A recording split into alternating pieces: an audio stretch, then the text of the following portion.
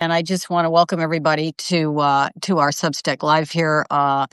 It is a great pleasure for me to be talking to Laura Field, who is the author of this terrific book, Furious Minds: The Making of the MAGA New Right. And it is basically a field guide, I would say, or a taxonomy of the brain trust really behind the new right, the serious, or maybe in quotes, the serious thinkers who are kind of have been working towards the autocracy, or the tradcath controlled country that we are edging towards, or have been until the other day when we had our little blue wave here in New York. I'm coming to you live from New York City, Okay. the Democratic Socialist Republic of New York.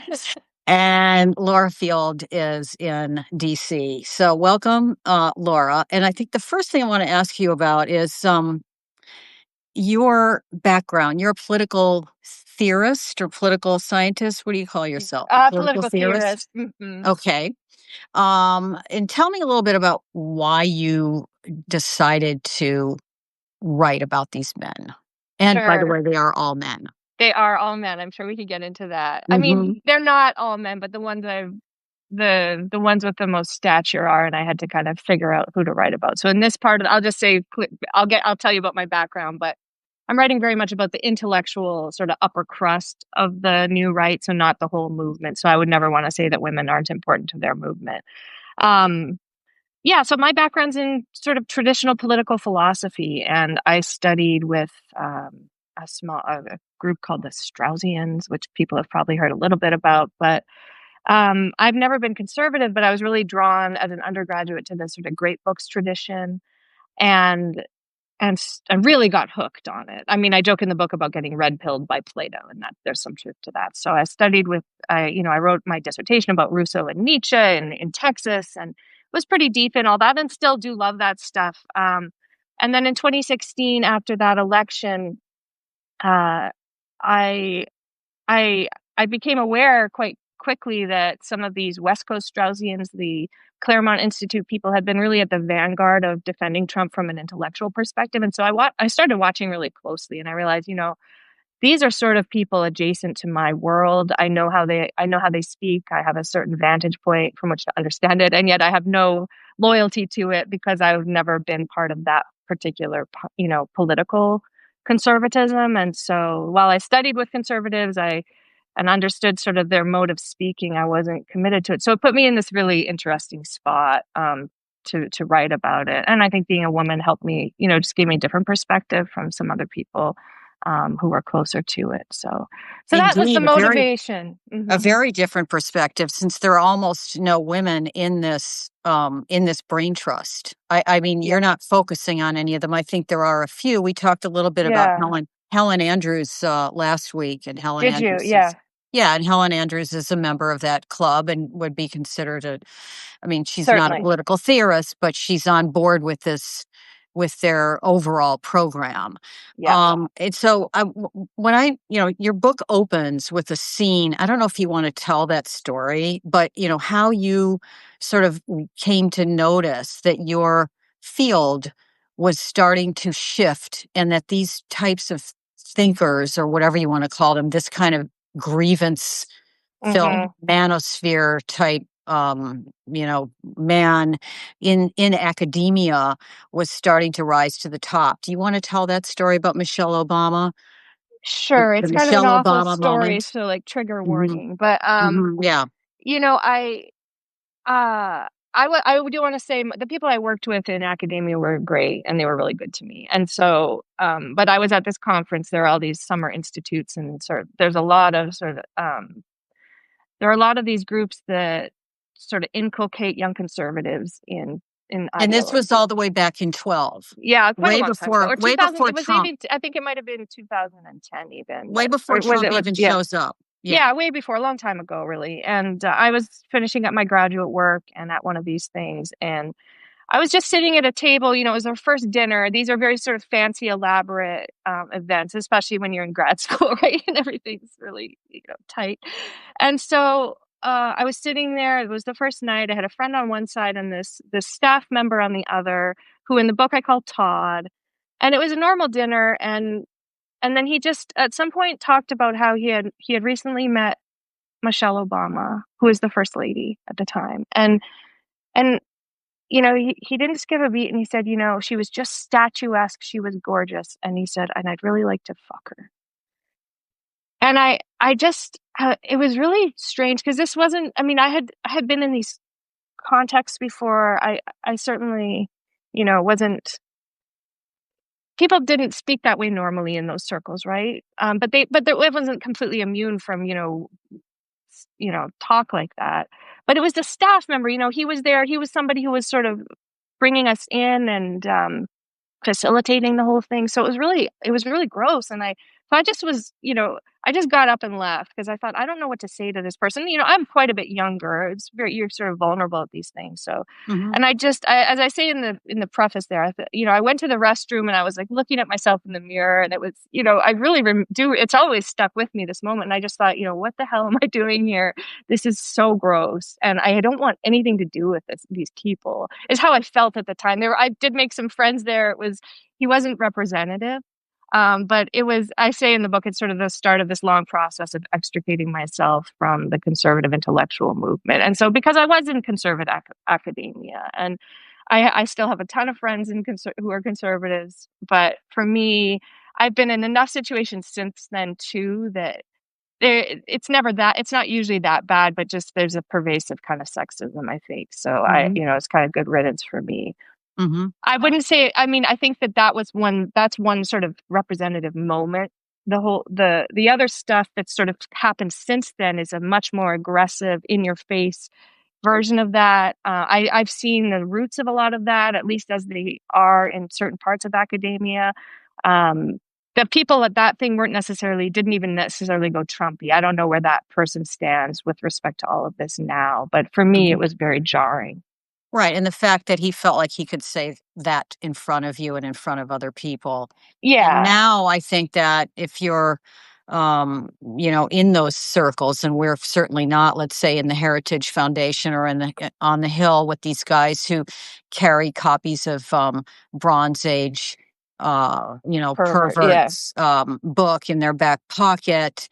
And listen to people like I was just reading today, this, the Heritage Foundation melting down right over Tucker Carlson and Roberts, the president of Heritage Foundation, support of Tucker Carlson's interview with open Nazi Nick Fuentes, where the Washington Post has a big story about the breakdown in their ranks right now, and they got some great reporting. And one of the reports is where there's somebody saying, when he meets female interns, he says to them, well, be sure and make yourself marriageable and get married as soon as you can. And this is in, a major Washington conservative think tank, a supposedly, farm for staff on the Capitol, and has been really a farm for Capitol Hill staff on the Republican side for decades. Absolutely. It's got $355 million in donor funds, or it's worth $355 million. And that's how they talk to their female staffers. Yeah. And same stuff. There was that letter exposing just this stuff about how, the women without children have less value, this kind of stuff. And it's, I think, pretty rampant in many parts of this. And of course, that's not what's bringing them down right now. It's the anti-Semitism, that's not what's bringing them down. I think it's so important. the platforming of Nick Fuentes, who is really just kind of a Midwestern rube version of the men that you have profiled to some extent. I mean, they wouldn't all say that. They wouldn't all talk like that, and they don't all share the Holocaust denial and so on.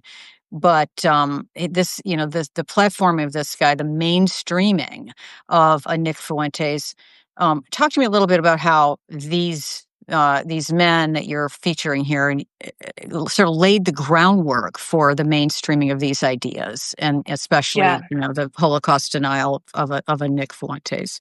Sure. I mean, so yeah, the infighting is real. Even with the people I write about, many of them are, they are saying we're shocked by this as if they had no idea. They've been pretending for a long time that anti-Semitism is just a problem on the left, which is obviously nonsense. And so, in the book is basically a story of intellectual radicalization, and so you can talk about the history of the GOP in different ways and see that there used to be, Buckley having these barriers against the far right. And I argue, yes, that's real, but it's also these boundaries have been porous, right? Mm-hmm. And so that history, we don't want to ignore that. These problems have been there for a long time. But this now, the boundaries are pretty much gone. Or as I say in the book, I track. There are all these different moments in the book where you can see they began with an effort to keep some of those boundaries up, and then gradually over the course of, between 2016 and 2024, which is the period I cover, there are these moments where those boundaries are just let go. The mainstream institutions like the Heritage Foundation turn and embrace the MAGA new right very explicitly. Some of these people are theorizing how to embrace the far right flank of the movement with theory, these slogans like "no enemies to the right." Mm-hmm. There's debate about it. It's not, like everybody just caves, but some prominent people are certainly not saying no to that slogan. And the Claremont Institute. So there are all these different camps. They deal with it in different ways, but there are these different moments where there's the racism sort of seeps in. I think the misogyny is. Mm-hmm. At what point? I mean, let's back up a little bit, because sure. I want you to talk a little bit. It's a great taxonomy. It's a great sort of field guide to these absolute freaks, really, who are so influential, and they're behind the scenes influential in this country and in the way that things are playing out in Washington. Talk to me about the three sort of groups that these men are coming out of, and you can name some of them. Sure, yeah. So let's just go through it. There's the Claremont Institute people who are sort of at the vanguard of this. That's the people I was watching: Michael Anton, Charles Kessler, John Eastman has a big name now because he wrote the coup memos. And they sort of embrace this idea about the American founding as being this high. I mean, so do I, right? It was a great thing, the American founding, but they really are very sort of dogmatic about it. Their understanding of the founding is singular, and their mission is to restore the principles of the American founding. But very early on, when they were starting to defend Trump and get on board with MAGA, they sort of took a nativist turn and embraced some paleoconservative stuff. So that's one group. Then there's the National Conservatives, led by Yoram Hazony, who is himself Israeli, and American, but and an Orthodox Jew. So there's some real tensions there from the very beginning. And the National Conservatives, I consider the big organizing umbrella group who bring people together at these conferences and have been doing so since 2019. And their organizing principle is not so much the American founding, or they don't appeal to that so much. It's just nationalism. And it's a kind of homogenous nation state they see as the healthy organizing principle for nations all over the world. And it's quite, they envision something that's quite homogenous. So, like an ethno-state, like Israel. They would never say ethno-state, right?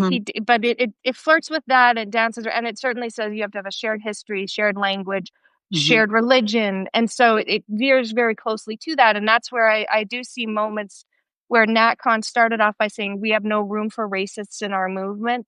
But then Amy Wax was invited to speak. And they did in that early 2019 exclude some people who they thought were beyond the pale.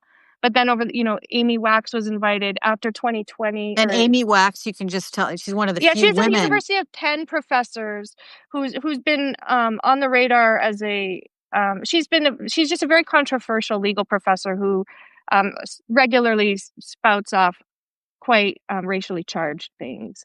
And so she's very kind of race science, yeah, veering towards that. I mean, she's yeah. a little bit careful, but she goes to these other conferences that are very much like full white supremacist conferences and sort of dabbles in that stuff. So they invited her to their conference. She spoke at their conference. Yeah, NatCon. I think that was quite early on, and it was very controversial because she said controversial things, and then that video's not up on their website. The leader just kind of like played dumb about it, and so that happened after the George Floyd riots and protests. They doubled down. They used that as a pretext to say there's been a cultural revolution in America. And so now we need to fight back basically with Christian nationalism. He says the Christian religion is the only thing strong enough to counter the woke neo-Marxists that have taken over the country. So that's a kind of radicalizing moment. And then subsequent to that, they're inviting people like Darren Beattie, who plays a figure, pops up again and again in the book, who I think is an absolute conspiracist and also has, I don't want to just call him a racist without pointing to, on January 6th, he was tweeting these really awful tweets out about how certain Black leaders in the United States had to bend a knee to MAGA. We wrote about that here at the Free Show. Okay. We have featured Darren Beattie. Okay, so people who read it would remember that, and I recommend you to go back and look at it. He has an incredible a job that you just you can't imagine that somebody like that would be put in.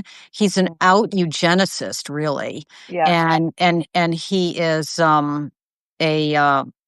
I think he's head of the Institute for Peace at the State Department now. They put him first into the office of the public diplomat. I mean, can you imagine having this person as your public diplomat for the United States of America?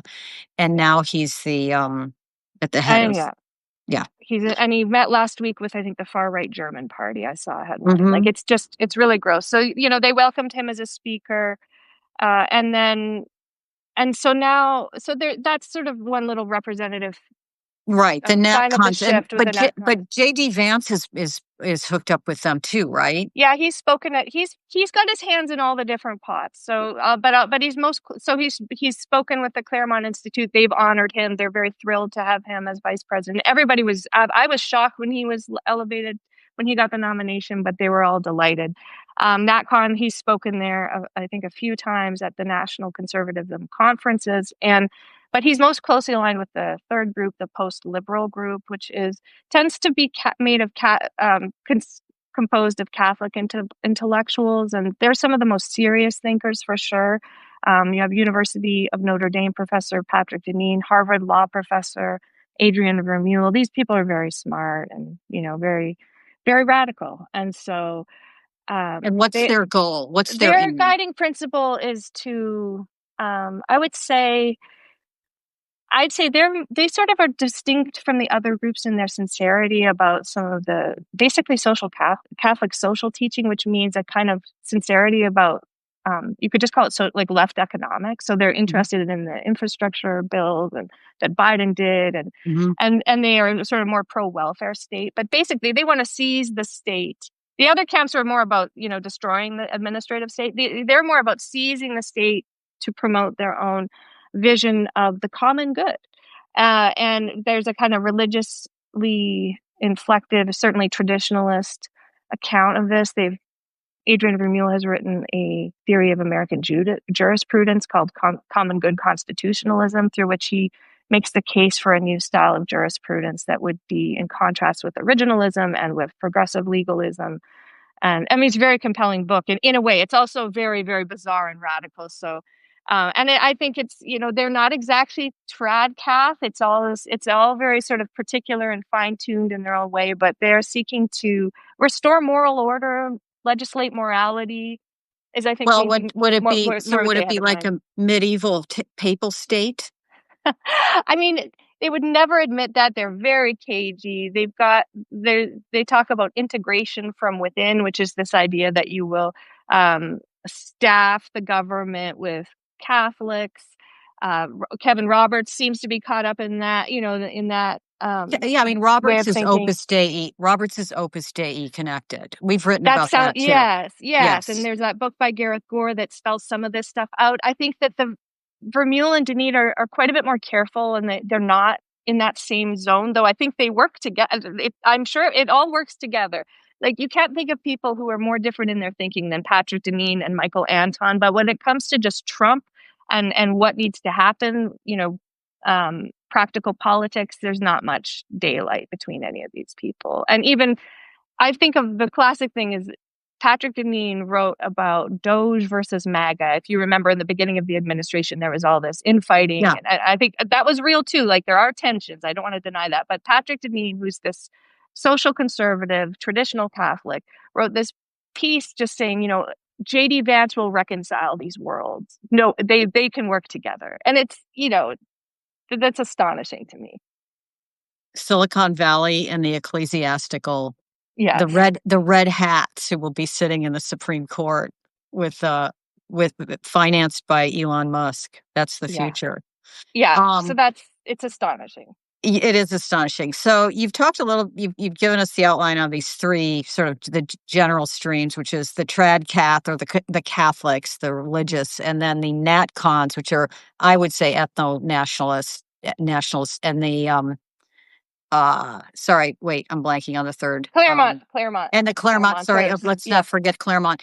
And the book is so, I mean, the characters are so nuts that, like, there are things in here. We all kind of know who John Eastman is. Of course, John Eastman is the guy who spent the day before January 6th in the White House telling Pence that he could overturn the election legally, and that was a bunch of lies. And well, he apparently believes his lies. But your descriptions of like where he comes from and how he ends up doing this, they're terrific. It's a terrific read. And Bronze Age Pervert. But I mean, we haven't even got to the really crazy ones yet. Yes, we haven't gotten to the crazies. I mean, captive, if you want, like the fact that they're getting up in arms over Tucker Carlson mainstreaming Nick Fuentes. Nick Fuentes, who again is from like some, white working class suburb of Chicago, speaks in the vernacular. I think he has a bachelor's degree from some state university or, junior college or something. But the fact that they're getting up in arms about this guy, but they've never been bothered by a person like BAP. And I mean, why don't you tell us a little bit about that guy? Because he is, it's kind of amazing. Appalling. So Bronze Age Pervert is a man named Costin Alamariu, who has a PhD in political philosophy, just like I do, but his is from Yale. And so, and he's a very odd person. I've never met him, but he wrote a book. Isn't he hanging out in Hungary now, like a lot of them? Probably, I don't know. He's a world traveler. Like Rod Dreher. I think he's all over the place. He's so far afield from some of this stuff in his, like, I don't really know what he's done, but he's on Twitter taking bodybuilding pictures and very manosphere. He speaks with his family is Romanian, and so if you listen to his podcast, he has a very thick Romanian accent that's a shtick. Yeah. And he's very funny, I will admit. I mean, he's written a lot about Nietzsche, and so have I. So there's a kind of there's something there that I'm drawn to in a strange way, I will admit. But he's really misogynist. But he's very creative, and I try to. Anyway, he wrote a book called Bronze Age Mindset, which is this sort of imitation of Nietzsche's Thus Spoke Zarathustra, and it's just a kind of like, it's basically a petition to young men to become more hardcore, to, attack all the mainstream institutions, to renounce women. It's very viciously homophobic. And so it's got I won't go into too much. In the book, there's some places you can read, you can read some of the basics. But he's inspired a lot of young men. This was a book that really took off. And so he published it when he was no longer an academic, and he had been cultivating this persona online for many years. So they say, that all the staffers, the GOP staffers, are reading Bronze Age Pervert. I think that's an exaggeration, but it's not anti-Semitic. He's actually Jewish. And I think he's very pro-Israel is my impression, though it's hard to track all of this. So anyway, he's kind of part of this underbelly that I write about, where they all have their different sort of flavors. He's, I think, very smart, so that I spend a bit more time on him than, for example, I did on Curtis Yarvin, who I find basically unreadable because it's just not coherent. It's not something that you can kind of hold on to as a... Yeah, and it's what's so great about him. Curtis Yarvin is like the court philosophe for Peter Thiel. For Peter Thiel, yeah. And if you do listen to him, like listening to Thiel, you just see sort of these guys who are enamored of like the classics or the classical education that they supposedly got, but they don't actually know what they're talking about. They just kind of throw things out there. A lot, Yarvin especially, like these other guys, they know more, and you can kind of, I could see where they're coming from, but it's just, it's awful. But he's openly argued for, I guess the techno emperor to run and get rid of the government. And, Elon Musk is on board with that, just have everything run by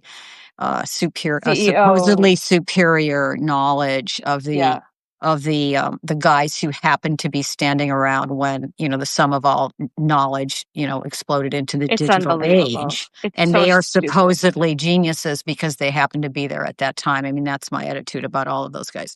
But yeah, we share that attitude. I love that. They come. So these people that you're, again, just it's fascinating reading. If you want to get to sort of what is behind this thing that's sort of washed over our country, this movement where we maybe didn't see it coming, and you think that it's Trump that's sort of leading it, and it is Trump because Trump, as Bannon was saying yesterday when recently was talking about Trump running again in 2028, he's like, he's the divine providence has sent Trump here to bring us to this pass. And I think these people all sort of got on board with him, but they come from different places, as you write.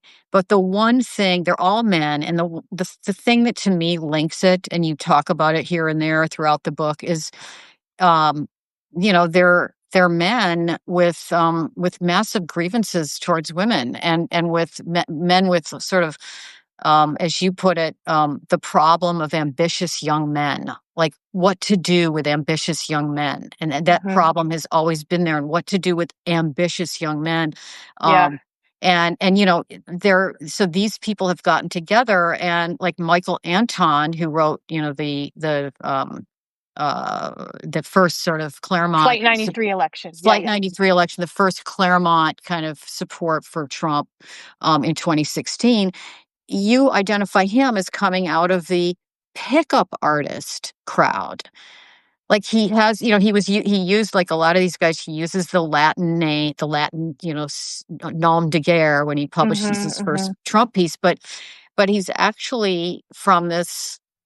He's from all kinds of things, but that was one of the shocking things to me when I started researching his background, is there was clearly a phase where he was very obsessed with the pickup artist world and was online with all of this. And because he keeps writing stuff that is very well versed in it. He's got an academic paper called Socrates as Pickup Artist. I mean, and tell us what the pickup artist is, the PUA movement. What is that? Well, it was a very online movement in the, I guess, the aughts.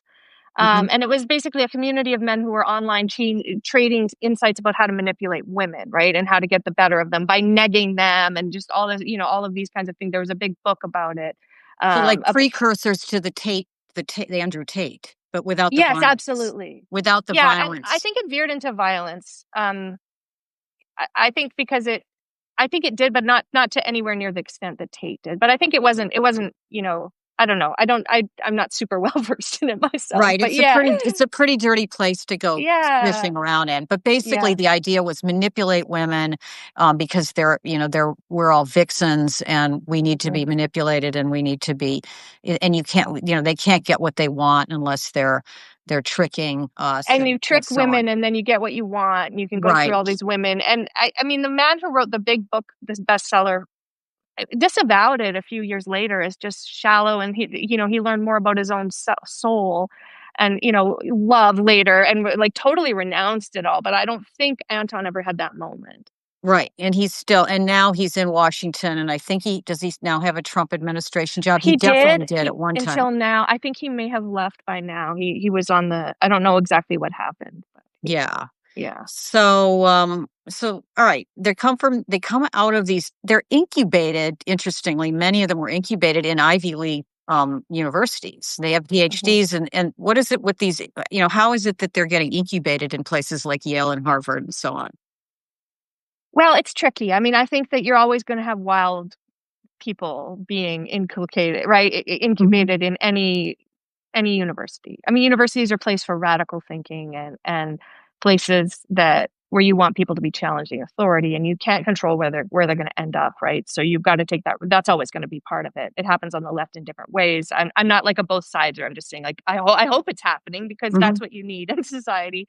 So in a way, I'm less shocked by that, except for that was my way into it because a lot of these people have backgrounds similar to mine, and so, and I think there is just I mean, that's a big question, Nina. I think. Well, So, okay, but let's yeah, just, let me so tell. we haven't talked about Christopher Rufo, and would you say that they're all sort of reacting to something that was going on in these academies, that I mean, women were getting promoted, or they were getting the assistant professorships, and the men weren't. I mean, there's this guy Captive Dreamer who we profiled on the Freak Show a while ago, who's this Canadian out Nazi who's been he's followed by people like JD Vance, and that's his anonymous name is Captive Dreamer, and his background was, he had PhD, or he was working on a PhD at some university, and he's just he's just fulminating about, like, the feminist studies that were happening there, and how that got in the way of his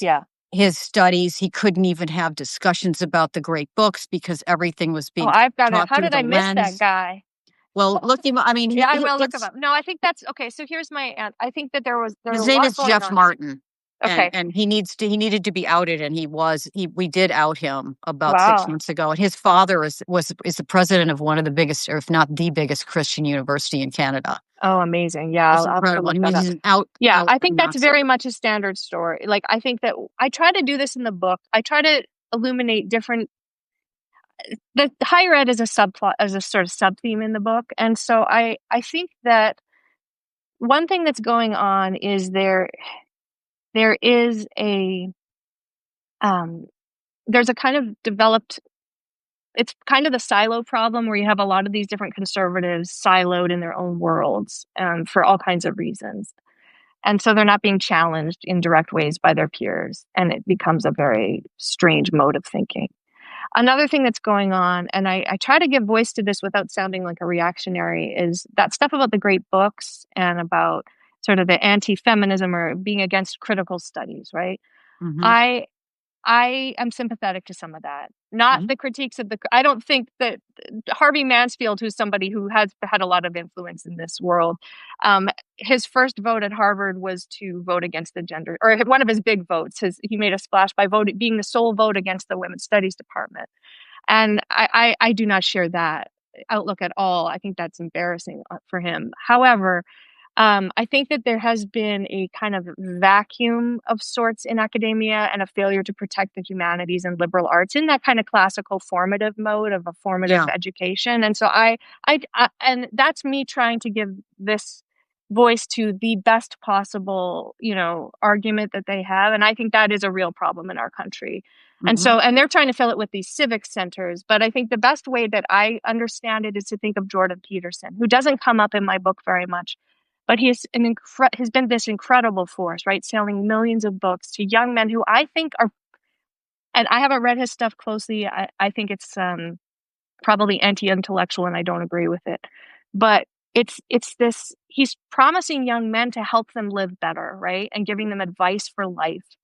And I think that there's something about our education, for all kinds of reasons, that I don't think it's worth, these are not things we have to tear our hair out about, but there are all kinds of reasons why there's a vacuum in our sort of moral understanding in our educational system, is how I think about it. So there's a chapter in there about patriotic education where I give voice to some of those concerns, and the conclusion, I advocate for sort of a renaissance of the humanities, which from my perspective would have to be sort of woke and traditional, and it would have to be full of contestation and a vastly expanded canon. So that's kind of how I think about it. But I think the new right in general is taking it, the people I'm writing about, which again is this kind of upper crust, even though they're crazy in a lot of ways, they are appealing to young people's need for kind of formation and guidance in life. And that's one of the most surprising thing about a lot of these different writers is that they really want to return to a kind of foundationalist understanding where we all have this shared understanding of politics, and we're part of this larger whole. We're taught how to live. I don't want anything to do with that, but I do think it's interesting that they're kind of exploiting these vulnerabilities of liberalism to appeal to especially young people. But the election results were heartening because it's not all young people, not all young men.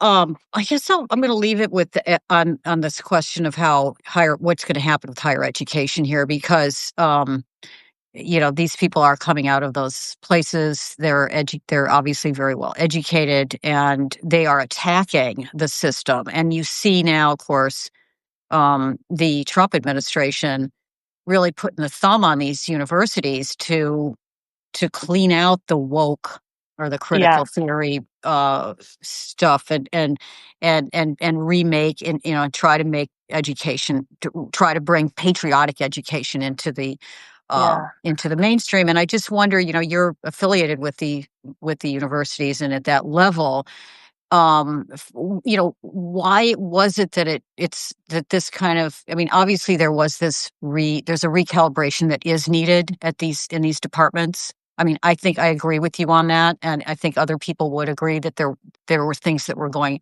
too far in one direction. But are we seeing like now a kind of a generational shift here, where what the Trump administration has already managed to do with getting these big universities to bend? Do you see that we're going to have like a completely new kind of faculty, and where they share these views in these departments? Is that something that you see happening? Well, they have these new civic centers in many big state schools, and especially in red states. I think some of those financed by the oligarchs.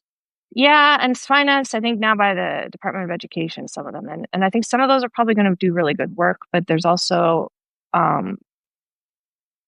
I guess, I don't know what I think. I've tried to follow it pretty closely, and I think I think they're going to face if you follow this stuff closely, there've been some really kind of catastrophic decisions made on the part of some of these leaders, huge pushback by faculty, which I don't blame faculty for, right? These are the idea that in a liberal country, or in the classical sense of liberal democracy, that you would be mandating any kind of civics or patriotic education from the state at the federal level is really worrisome, I think. And so I would advocate something quite different. But a much more open sort of maybe civics, but I'm just a little on the fence about all of that.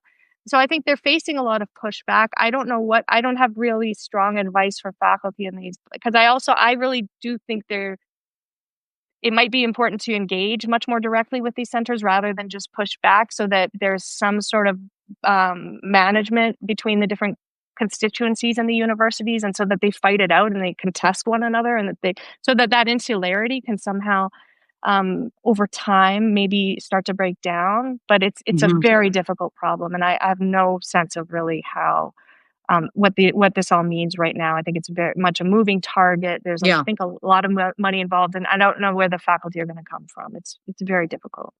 Very weird. Well, and Trump's at the head of it all, so how can you sign up for that? Trump, who we still don't know what his grades were at Wharton, but he's a stable genius. We know that. Yeah, and he tried to overthrow the 2020 election, right? I mean, it's not. So here is your lovely book, Furious Minds, The Making of the MAGA New Right. Laura Field, thank you so much for coming on and talking to us. We had a really interesting conversation. There are a lot of people listening. So I'm delighted. Thank you so much. This conversation will be recorded and posted. And listeners, if you didn't hear the whole thing, you can listen to it, and please feel free to share it and get Laura's book because it's riveting. So thank you so much for coming on, and have a lovely rest of your day. You too. Thank you so much. Bye, everybody.